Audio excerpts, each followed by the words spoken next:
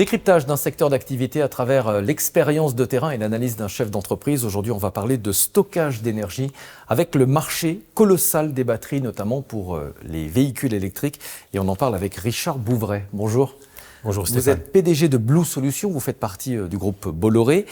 L'Union européenne vient de confirmer son objectif d'arrêter la vente de véhicules thermiques dans l'Union européenne à partir de 2035. Question toute simple, mais est-ce qu'à votre avis, on va tenir ces délais ? Tout est possible. Aujourd'hui, nous pensons que du côté des batteries, c'est possible.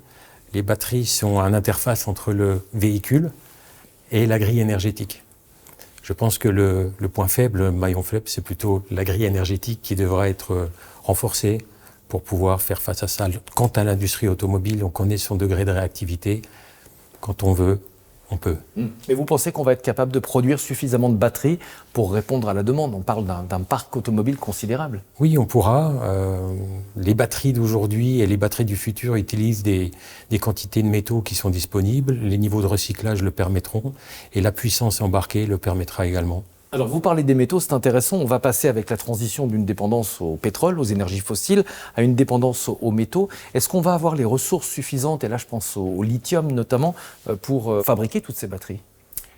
Alors le lithium, il va y avoir une demande de lithium qui va être énorme à partir de 2025 et ça va fortement s'accélérer parce que le seul métal aujourd'hui qui permet de faire de la haute densité énergétique est reconnu par l'ensemble du monde scientifique et industriel, c'est le lithium. Et c'est le lithium sous forme métallique, c'est-à-dire lithium pur. Donc ça veut dire de très fortes demandes en lithium qui viendront des salars normalement qui existent aujourd'hui et qui vont continuer à se développer en Amérique du Sud, en Australie, et puis aussi du lithium dit d'origine de mines sèches qui seront du Canada, qui seront d'Europe, et qui pourront également venir d'Asie centrale. Mais est-ce qu'on peut imaginer aussi l'exploitation en France de mines de lithium ? Il paraît qu'on en a dans le Massif central. Alors, il y en a dans le Massif central, mines sèches, mais il y a aussi des mines, je dirais, des exploitations géothermales qui arrivent en Allemagne et en France, qui sont très smart, puisqu'en fait, on génère de l'énergie, de la chaleur avec de l'eau qui vient de terre, et cette eau contient énormément de lithium, donc avec des moyens, je dirais, technologiques efficace, on pourrait récupérer ce lithium. Le marché des batteries est en pleine expansion. Quel est le poids des Européens sur ce marché ? Ça fait des années qu'on nous parle, vous savez, de l'Airbus européen des batteries. On se rend compte qu'en pratique, c'est pas si simple.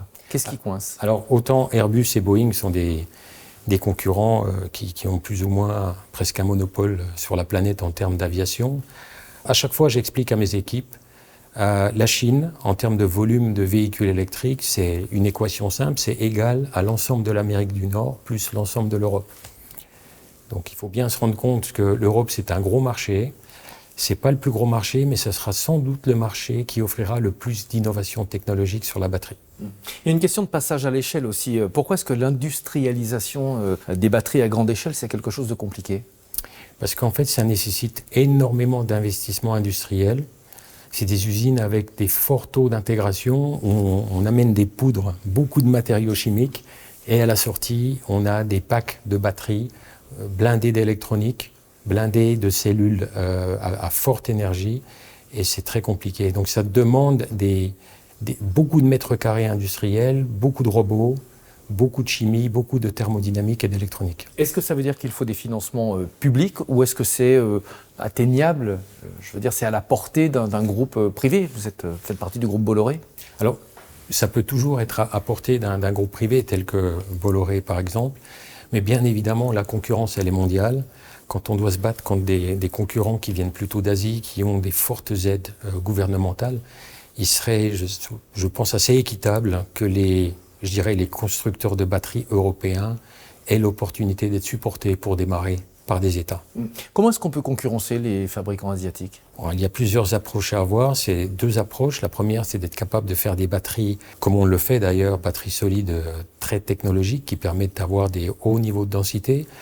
Et puis la deuxième chose, c'est d'avoir, un système global de gestion de batteries intelligent en y ajoutant beaucoup d'électronique.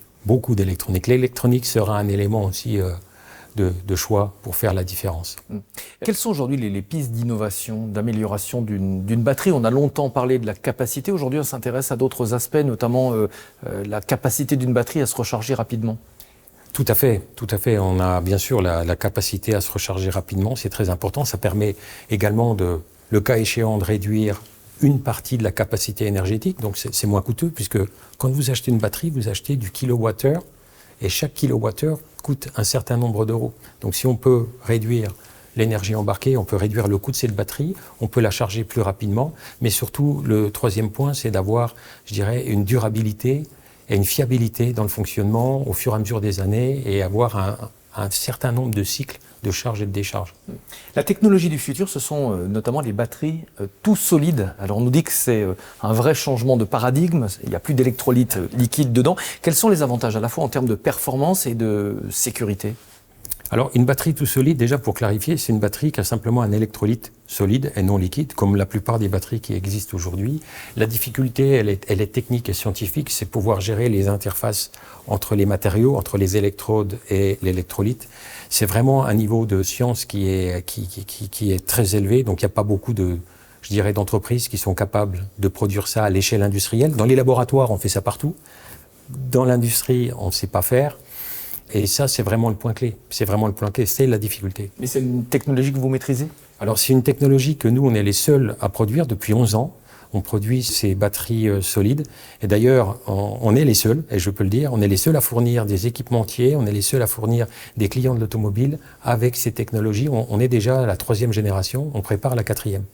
On parle d'écologie souvent quand on parle de batterie. Comment est-ce qu'on peut améliorer la dimension écologique d'une batterie? L'important, c'est déjà au moment du design. Quand on commence à dessiner nos batteries, il faut y penser depuis le départ.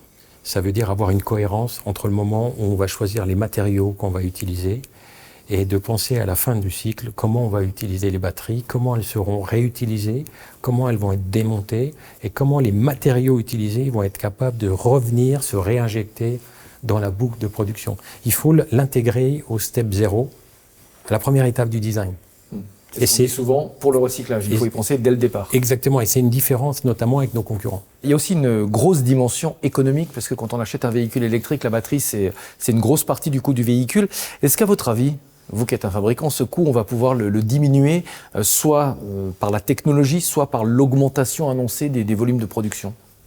Alors, c'est clair qu'une batterie aujourd'hui représente à peu près 40% du coût d'un véhicule. C'est à l'ordre de grandeur. Et bien sûr, l'idée, c'est de pouvoir baisser les coûts. Notre objectif à terme, on souhaiterait atteindre 25% en termes de coûts sur un véhicule.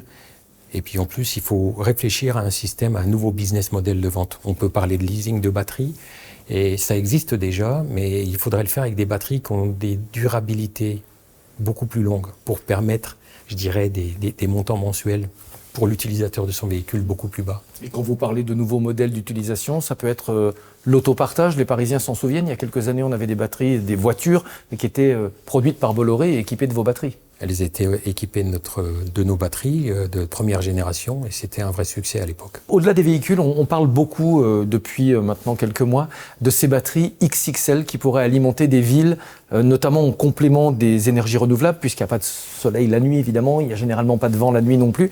Vous qui êtes un spécialiste de la batterie, ça vous paraît réaliste? Des énormes centres de stockage? C'est tout à fait réaliste. D'ailleurs, nous travaillons sur ces projets à l'heure actuelle. Nous avons des projets de plus de 30 MWh en France. Et par contre, il faudra travailler sur des systèmes et des technologies de batterie un peu différentes, puisque le mode d'utilisation entre un véhicule et, je dirais, une centrale de récupération d'énergie qui est fixe et complètement différent. Donc ce n'est pas une batterie de voiture taille XXL? Alors, elle pourrait l'être, mais il faudrait y rajouter beaucoup d'électronique derrière. Merci beaucoup pour ces explications, pour votre expertise. Richard Bouvray, PDG de Blue Solutions du groupe Bolloré. À très bientôt pour un nouveau décryptage.